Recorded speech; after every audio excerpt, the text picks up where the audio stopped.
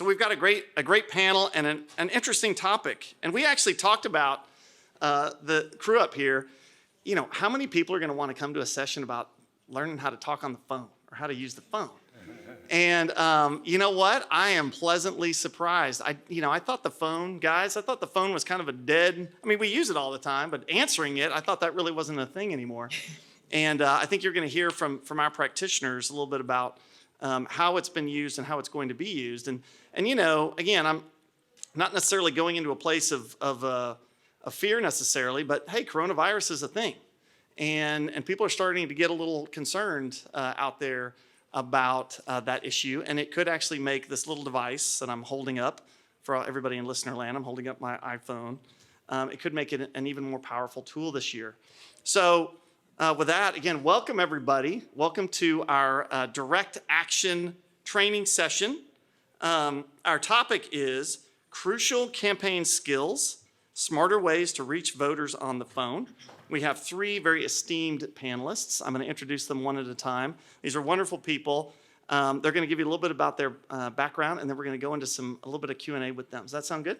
Okay. All right. So I'm from Texas. So where I come from, ladies always go first. Elissa-Ann Voccola.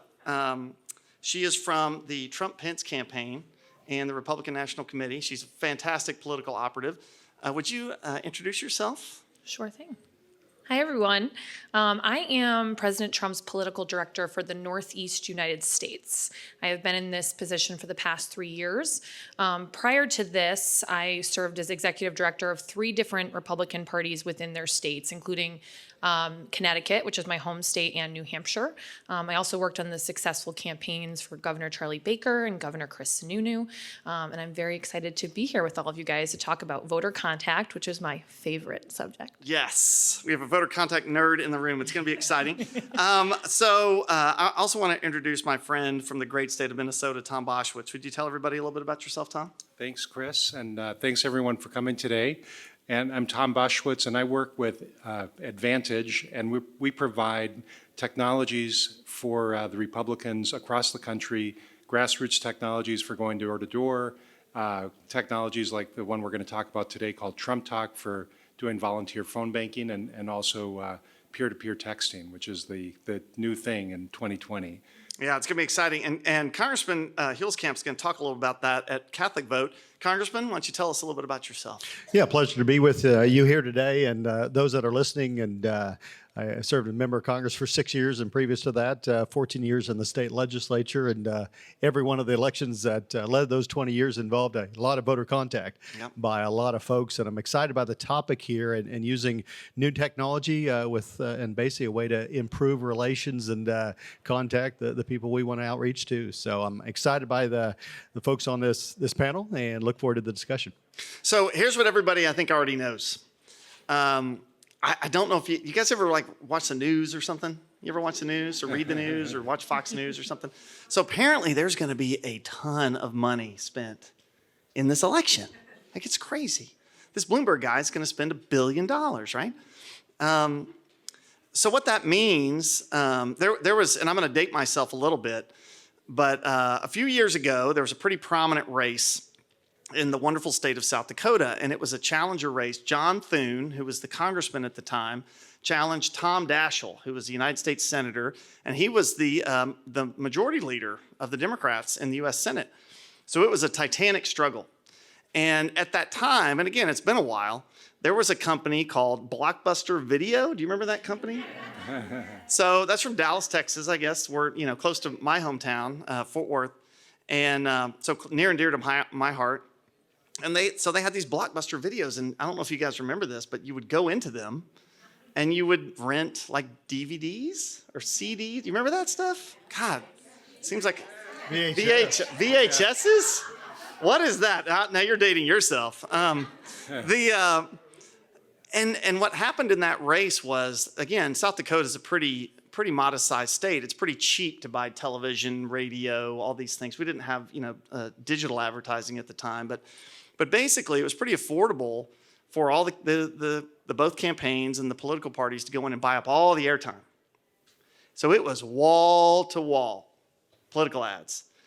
So for the studio audience, maybe, does that sound like a wonderful place to live? Right, no. For literally months, people were being hammered with these political ads, and it was driving people crazy. So guess what happened?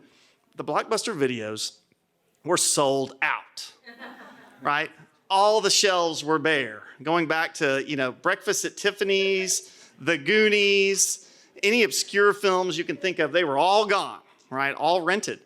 And basically the citizenry there just kind of unplugged. They just could not turn on their televisions.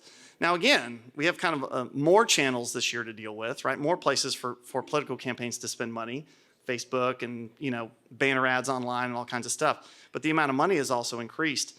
So I think there's a pretty good chance, guys, and again, feel free to push back on me if you disagree, but I think in the battleground states that we all know are going to be kind of ground zero, the wonderful people of those states are going to get inundated with these ads, and they're going to turn their televisions off, and they're going to flee, not to Blockbuster because it's bankrupt. I think there's one in Anchorage. I think that may be the last one. Privately owned.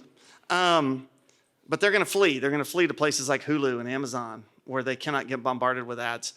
And the reason I told that story is that what happened in South Dakota in that race, you can answer it if you like. It's a phone. I'm not going to denigrate the phone in a session about the phone. Normally, I would totally trash talk you from up here, but no way. I'm proud of you for having a phone. I think it's going to happen across the country that people are going to unplug. And again, much like in South Dakota, it became a door-to-door war. It was all about voter contact, and it was on the phones. People calling neighbors, people having, heaven forbid, a conversation. Have you heard about those? Conversations. So, and John Thune, thank goodness, won. And the country's better off for it. So I think that's what's going to happen this year. I think it's going to come down to crucial conversations at the exact right time. And so this panel is going to talk to us about how we can have the right kind of conversation using that little device that went off a couple seconds ago. Either a live call talking to people, or, and the congressman's going to talk about some super advanced things they're doing at Catholic Vote with texting. So I've kind of set the predicate a little bit. Elissa, do you want to start us off? Sure. Take it away. Well, the first thing I often hear is why, and you really set us up for that perfectly. Why voter contact? And I will say that the number one thing you can do for President Trump and Vice President Pence, and for our whole Republican ticket, essentially, is to get involved in voter contact. What we need our volunteers to do, there's three key aspects of what we call the Trump victory team, which is essentially the political and field side of the president's reelection campaign. And those three aspects are registering voters, identifying voters, and getting out the vote. So we're not going to talk about registering voters today, although I urge you guys to learn more about that. But identifying There's a session voters, tomorrow at 1:45. There, you write it down, everybody, 1:45. Identifying voters and getting out the vote are key pillars to our reelection. And what we need our volunteers to do is to help us identify those voters and get them to the polls. So I always tell people when they're doing voter contact, we're looking for three groups of people. Number one, we're looking for the groups of people that aren't supporting us, that hopefully very small group, to kind of set them aside. But we're also looking for our supporters. Why do we need to find them? Well, number one, we want to stay engaged with them. As we move through the months, we want to make sure that we continue to have their support. We want to find out why they're supporting us, because it may help us as we're doing our targeted messaging. But we also want to invite them to some events. The president's coming to town. We want to make sure they're aware of that. We also want to ask them to donate to the campaign. We want to ask them to volunteer for the campaign. And then when election day comes around, we want to make sure they get to the polls. Everyone in this room, everyone listening at home, you guys are political animals, right? We are never going to miss an election day. But the regular citizen may not remember it's election day, or may be tired when they're done after work and might not want to go head to the polls, and they need that extra push. So we need to find out who those supporters are. And then that third group that we're looking for are those undecided voters.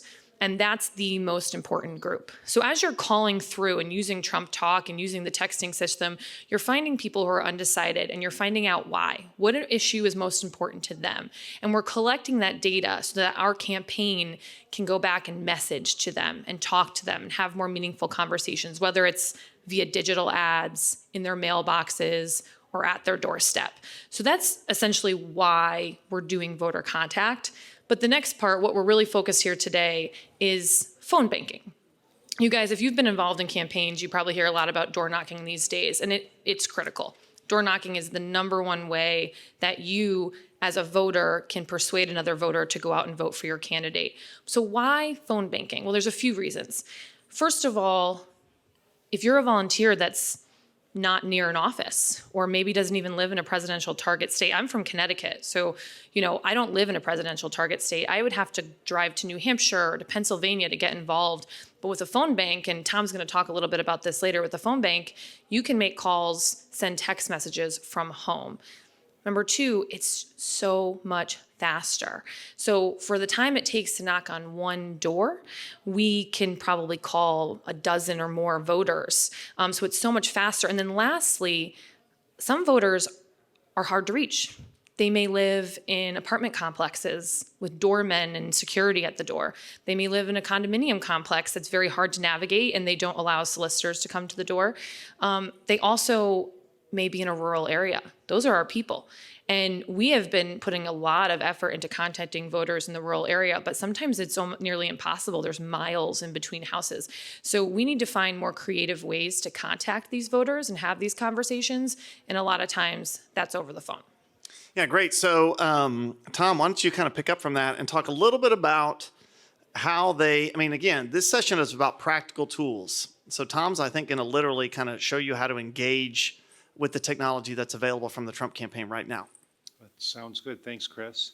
I'm just going to skip forward a little bit. So the website where calls can be made, you can sign up for it. It's called TrumpTalk. Very simple. The website is trumptalk.gop. And if you go to that website, you'll see up in the right-hand corner, it says log in or join here. If you haven't used us before, and we've had about 100,000 people signed up in 2016 and through today, it's been about a total of about 100,000 people have signed up for Trump Talk. But if you haven't used it before, you just hit the little Join Now button up in the top corner, and you can click this Join Now button, fill out this little form. We'll send you a little email that says Trump Victory on it. And it has a little button on it that says click here to activate your account. And it'll take a little while after you activate. Somebody will get back to you and say, okay, you're activated entirely. So there's kind of a couple of steps in the process where they approve you at the campaign to make sure you're on the home team, so to say. And so not anybody is calling.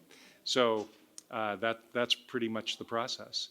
Then once you are ready to go, I'll go back to this one.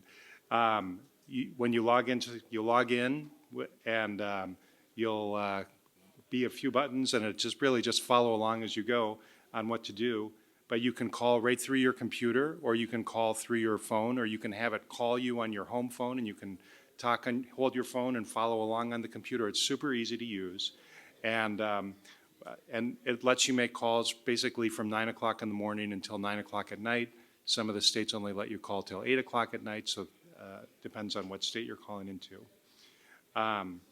Once you get past this part, you'll see there is a screen that shows you call lists that are available, so you'll see what states are available to call into.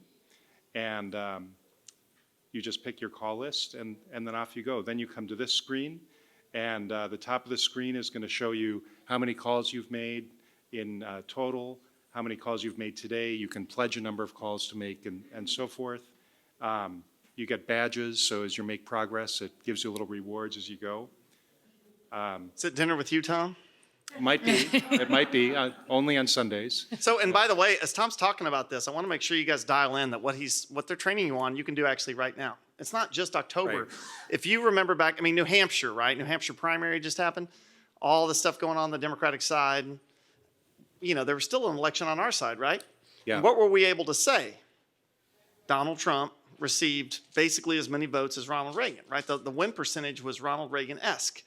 The reason that happened is that we had literally thousands and thousands of activists around the country logging into Trump Talk right here and doing phone calls into New Hampshireite households and promoting the vote.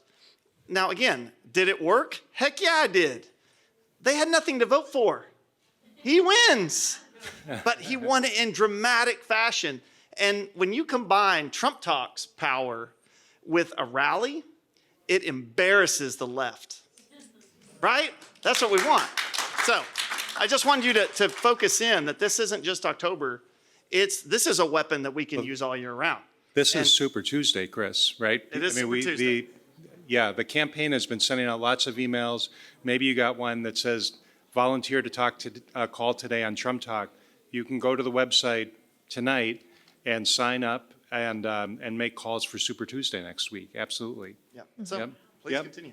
Well, that's about all there is to it. It's just you just go to trumptalk.gop, click on join, fill out your information. It'll know what state you belong to and all of those good things. And then based on the state where you are, it'll have you either call in your state if it's a target state, or you'll call into a different state in your region, and it's real easy to use. But it might take a day to get you all the way through the system so you can make calls. So sign up right away. So I have one question before we go to the congressman and talk about texting. So it seems pretty easy, but I'm actually a bit of a technophobe. Scares me, this stuff. So what percentage of people sign up and then ultimately send you some kind of message like, I simply can't figure this out, and you literally can never talk them through a process of actually being able to make it work? Is there such a person? We get a few emails, but not as many as you would think. I mean, if we certainly, of the tens of thousands of people that have signed up for this, it's just really a handful of people. Yeah, so it's very easy to use. It's very straighthtforward. But if anybody here in the audience or listening in does have a problem, they can call your cell phone. Yeah. Anyway, just kidding. All right. Well, there is a help email on the website.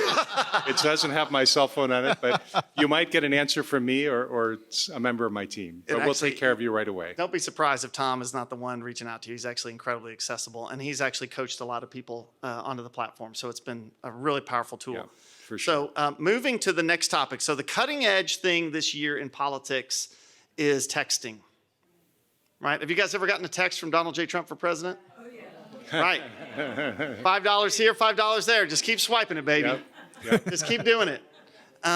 We got to keep up with Act Blue. I mean, we got a presentation from WinRed, our sponsor, and they're going to really help out. But texting it's revolutionizing the game. It's doing some amazing things.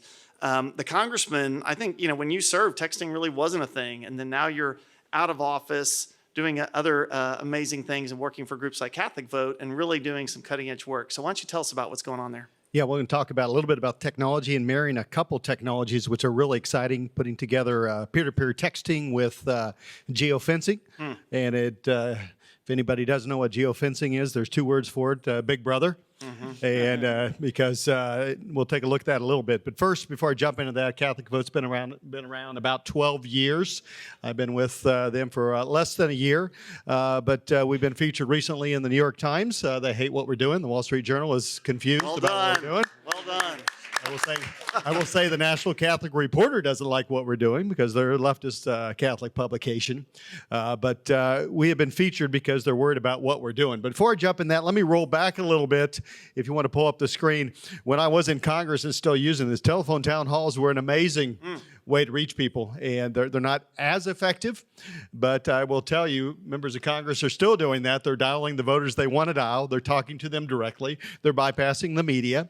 And they're essentially having a one-on-one talk show with any voter that wants to call in and join that conversation. So we would get those type of readouts, and we knew who was on the phone, how long they were on, who were asking the questions, and what the poll results were. Those are things you could do. That was old technology.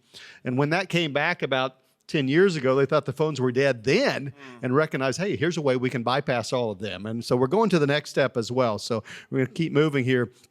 One thing I want to point out is specific of why are we doing what we're doing, what I'm going to talk about. Here's some information, data out of a poll out of Wisconsin, which shows that amongst Catholic voters in Wisconsin, which are about 30% of the voters in Wisconsin self-identify as Catholics. And amongst those, 18% of all the voters there are active Catholics or devout Catholics, actually go to church. But the key figure is amongst this subset of Catholics, they're 58-40 Trump supporters. Now, if you look at the national polls of Catholics, it's kind of 50-50. They are the ultimate swing vote. But what you see is actually for those who actually go to church, they actually vote for Trump. And I think when we get done with this election, they won't be 60-40 voters. They're going to be 70-30, 80-20 is my hope with that, so that's what we're looking at. That's why we're going after these folks. And so on the next slide, I'll show you how you marry the technology together. So geofencing, we are going to buy data and of all the Catholic churches in key battleground states. And if your cell phone happens to go to church, we presume you're with it. Even if you didn't go to church and you sat out in the parking lot and looked at the church, a lot of people still leave their cell phones in the car. We geofence 100 feet outside those churches. And then we'll identify how often you go to church, which is the data is available. Anybody can purchase this. And then we'll use that to target those who are in those churches. Again, these are today, with not working on them at all, they're 58-40 Trump supporters. Not even touching them at all. Actually, in federal Senate races in a couple states, it became almost 80-20 when we got done actually working on the campaign with them. And so we take those geofenced voters, we run them through a database, we're able to track their phones and see if they reside at a particular residential address, and then we're able to match them up and find out if they're voters or not. And then the question is, how do we engage them? And that's what I'm here to talk about today in terms of peer-to-peer texting. And here's some amazing facts about what happens with text. You know, it's hard to get people to respond to emails. They don't open them, myself included. Oftentimes, they may not even answer the phone, but over 90% of text messages are read because they could be from a person. Now, there are restrictions. You don't get, generally not allowed in most states, maybe all of them. You can't send out 1,000 robotexts at once. You've got to do that one at a time. And that's what RumbleUp, a number of other companies are able to do because people are looking at their text. I looked at 3 of them while I was sitting here, and yes, I will catch up You're at the... You're not supposed to do that, Congressman. It's still coming You're in. not 18 years old anymore. Yeah, well, when your wife texts you, you respond, Chris. That's the way it is. So it's very good as well. But they show up. People respond, and it's a way to get around and meet them where they're at. But what we do at Marry-Up at Catholic Vote is we actually are having Catholic-to-Catholic contact. And so you'll get a text, and they don't know that we know where they go to church, but we know. And we don't know necessarily they went to church. By the way, just a fact, 40% of the people actually lie when they say to go to church. Wow. Yeah, that's why you got to go do geofencing. You can't say, do you go to church? That means you're a Trump voter. It's like, no. Most of them a lot of them are lying about they go to church. So I wonder which commandment that breaks. More than one, I'm sure on that. So, but we're able to reach out to them by marrying up the geofencing with that. And so on the next screen, we'll show you a little bit of what we did in 2018, which is a text. And then you're able to allow and add a video. So here's a little video we used in Indiana Senate race 2 years ago. And we'll turn on the volume. It works better that way. It's on, but not loud enough. Can you turn it up a little bit anymore? Oh, let's try that again. More volume? That's all I have. You just want to summarize? It is a great video. It's an awesome video. Yeah, I saw it earlier. It's awesome because it's less than 20 seconds long. The silent movie, yeah. That's our over 65 folks. And by the way, close to 20% of the folks that are opening up Texas are over 65. This is just not for young folks. This is all ages. And a video comes in, and they don't have to opt in. It helps if they opt in. But it's with the technology RumbleUp and others as well. One by one, they can get that. And so with geofencing, you marry that together, you're able to identify what their affinity is. If they're going to a gun club in Connecticut, you can find that out and able to reach them with a text, bypassing the regular media, bypassing the mail, and they don't have to answer the phone. They just get that message. And if you've already re-identified where they're at, we're able to reach those and target those key voters. And I know we're doing that in the phone and the direct contact, but I think with the peer-to-peer texting, which we pioneered in 2018, becomes a very powerful tool to reach somebody. And there actually conversations do start. Right. It isn't like if you're going to peer-to-peer text, you got to be ready if they respond, because then you engage in a conversation. I've knocked on thousands of doors as a member of Congress and a state legislator.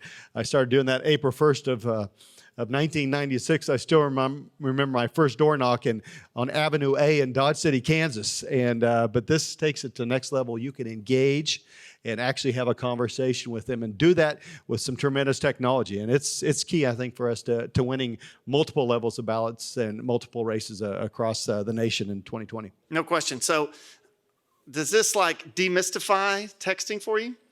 Because I think that's the number one thing is it's a new tool. You guys are activists. You probably haven't been asked to engage in a texting project by your favorite interest group yet, but it's going to come.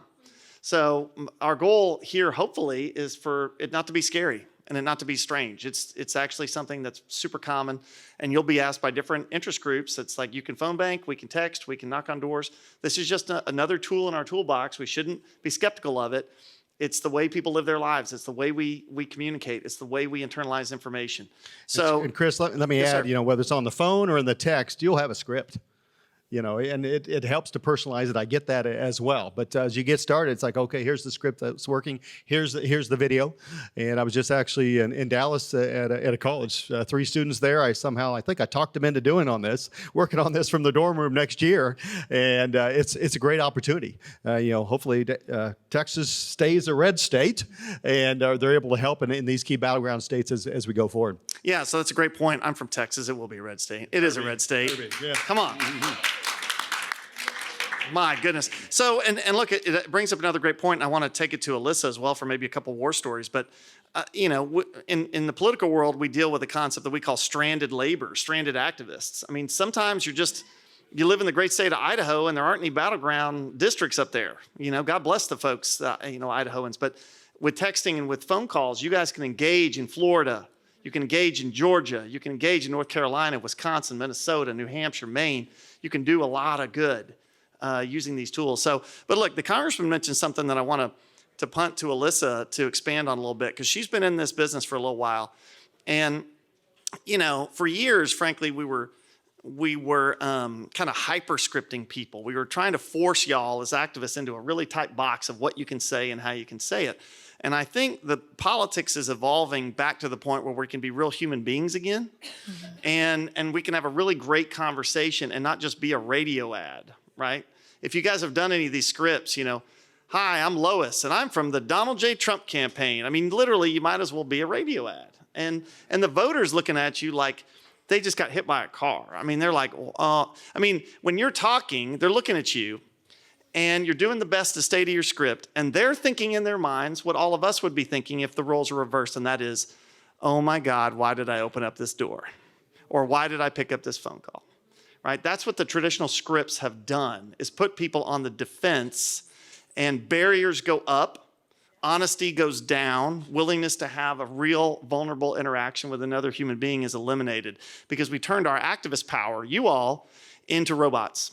And so I want to, again, punt to Elissa, because I think the Republican National Committee and the Trump-Pence campaign are much more interested in having real conversations with folks. So have you seen that evolve a little bit, Elissa, and where are we going on that front? Absolutely. I always tell a story. My first campaign, I know some of my friends from Connecticut are here, so you guys might remember this. But I was in high school. I was a volunteer in my very first campaign. It's why I'm so passionate about this particular topic. And I won't name the member of Congress, but some folks might remember this. Back in 2006, when there was a big blue wave, it was a tough year for us as Republicans. And I was volunteering in a campaign where we had that institutional sit down in a cold room with no windows, stick to your script, input the data exactly how it appears. And the volunteers had so much fatigue, and they were just, the process wasn't fun. It wasn't interesting. They felt like they weren't actually making a difference. And I remember just a few days before Election Day, everyone said, the volunteers have had enough. Let's just shut down these phone banks. And that year we lost that race, and it was a congressional race by 83 votes. 83 votes. And that was the smallest margin nationwide. And After that election day, we only had one member of Congress left in all of New England, just one. And today we have 0. So it's a battleground. It's a really tough part of the country to win in. And it really makes a difference. So I think as a party, especially with President Trump and Vice President Pence leading our party, we have made a lot of serious changes to make sure that we are empowering our volunteers. Our technology has changed so much. We used to buy burner cell phones and write things down in Excel spreadsheets. We had, I don't know if you guys remember filling in the bubbles on the Scantron sheets and scanning them in if you guys volunteered in the past. But now we are empowering the volunteers to not only have real conversations. You have a script, and if you want to stick to the script and that's what you're comfortable with, that's okay. But you also can have real conversations and collect data in real time. So we as a party have the best data in the country right now. It's really incredible. And what the congressman was alluding to is almost like Big Brother. So it's almost getting a little creepy, but we have some of the best data in the country where we can tell you, looking at a singular voter, income levels, education levels, are children present in the home, when have they voted, how often do they vote, how likely are they to support a certain candidate or a cause. And when you're speaking to the voters, whether it's on the phone, via text message, at the door, you can collect more information. Is there a flag hanging up outside the door? Are there kids in the background? Are there dogs barking in the background? Are they talking about education? Are they talking about income taxes? And you can take that information and give it back to the campaign, so we're making our data better. Also, we are targeting so much differently than we have in the past. No longer are the days of us wasting volunteer time. We are making sure that our lists are smaller, more targeted, that you're talking to the people that we need to have those conversations with, and you're free to be able to have the conversation and try to persuade that voter as best you can. Yeah, so with that, we're coming on our final few minutes. Clayton, have you collected any questions? All right, well, so far, interesting. So far, you guys picked up some good stuff. I'm not trying to ask for clapping. I'm not one of those people. But, Yeah, you are, Chris. well, I kind of am. All right, so let's see. That's kind of hard. Clayton, let's see, website return call. How to leave an effective voicemail. That's a great question. It's a great question. What's really interesting about that is, as Elissa said, again, data are just amazing. And frankly, I really talk about data accumulation more in the sense of just listening more effectively, right? Verbal communication is actually, 6% of all human communication, with a 36% or so is tone of your voice. The rest is body language. When you're on texting or on phones, you're not going to get the body language, but there's so much going on beyond the words, right? And so what's a really interesting thing about this voicemail business is you can actually run a personality profile on someone who doesn't even have their voicemail set up. You know exactly what kind of human being that is, right? Which is really interesting. So do you guys have any thoughts? Minnesota Nice, Tom Boschwitz, quickly on, have we revolutionized the voicemail? Anything intriguing on that front? Elissa, I'm going to push that one over to you. Sure. Well, first of all, you don't always have to. A lot of states allow you to have pre-recorded voicemails, so you can make so many more. We talked earlier about how fast you can move through a voter list making calls. A lot of states allow you to have a pre-recorded voicemail, and a lot of times it'll be one of my field staffers will have a pre-recorded voicemail that has a nice message with a nice tone of voice and being very friendly, that's left on an answering machine. And people do still listen to those. So I will say they do still listen to those voicemail messages. But also, we can provide pointers and scripts, and you may be calling a list of voters that's really interested in, education system and what President Trump has done there. And, we can make sure that we're tailoring that voicemail. But I think a couple points I do want to make is remember to tell them to vote, what day is election day, what the website is where they can find more information, what phone number they can call back to get more information. It sounds simple, but people forget. And then the number one thing that you want to remember is that we live in a country of laws, and there's campaign finance laws, and who paid for that phone call. Make sure that disclaimer is on there, because you never want to get, whether it's our campaign or another one that you're helping out, you never want to get anyone in trouble. Make sure we're always following those campaign finance laws, and when you leave a voicemail, it includes that disclaimer. So now you gave the smart answer. I'll give the easy part of the answer. When you're using TrumpTalk, if you have to read the voicemail, if it'll either be pre-recorded or read, and you'll know, but it'll tell you what the voicemail should say, and you can read that, or you'll tailor it in your own words to a certain extent, but it'll have all the key points for you right in the right on the screen for you to read from or to work from. So, and I want to punt to the congressman a little bit. I think we can expand it beyond voicemails, but did you find, because I know you've made literally tens of thousands of calls. I mean, it must have been ridiculous how many calls you had to make.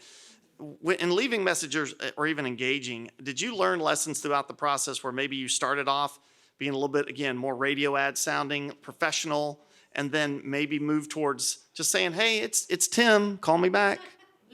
Did you kind of evolve that way, or did you go how was your kind of evolution through that? Yeah, evolution of that. I mean, it's in a way, it's unnatural. Unless you look at it, well, it's a conversation. Right. If you engage the conversation, you've got them. Leaving a voicemail is nice that you called, and it's always helpful, I thought, to say, hey, at least they know he cared enough to call, if it was not election time. So, which is not the case here. So, but yeah, you get used to it and more conversational. Again, you've got some folks that you're just trying to turn them out to vote, and you got these undecided. And if they can hear from a real live person that sounds normal, that's a little bit different what they're seeing on CNN and MSNBC and Bernie Sanders. They can do that. So I think it works. So that's good. Is that helpful stuff? I mean, again, I just think be conversational. Be conversational. I mean, to the degree that people can get a sense that you literally just hand dialed your phone and called them up at 6:30 at night, great. That's what we want. We want it to sound like what it is, which is a real call from a real person. You're not in the Ukraine. You're not an overseas telemarketer. You're an activist and you're a believer. And the thing that I would add is your minutes are so valuable to every campaign. And your passion for being a part of this. In the people, Chris is right. I've trained hundreds of people to use TrumpTalk, and in different venues. And the passion that the president's supporters have is incredible. And to extend that into a phone call is extremely powerful. It's our biggest asset on the campaign. sure. Our volunteers are our biggest asset. And so if you have the time to give, we certainly hope that you'll visit the website, you'll talk to Tom and his team and get involved, because you can make calls and help this president get reelected from anywhere in the country. If you have an hour while you're making dinner or 30 minutes in between study breaks and college campuses, you can help this president get reelected. Yeah, so with that, just remember exactly what I think everybody here knows and what Elissa just said. We all have more time in our day. We waste a lot of time.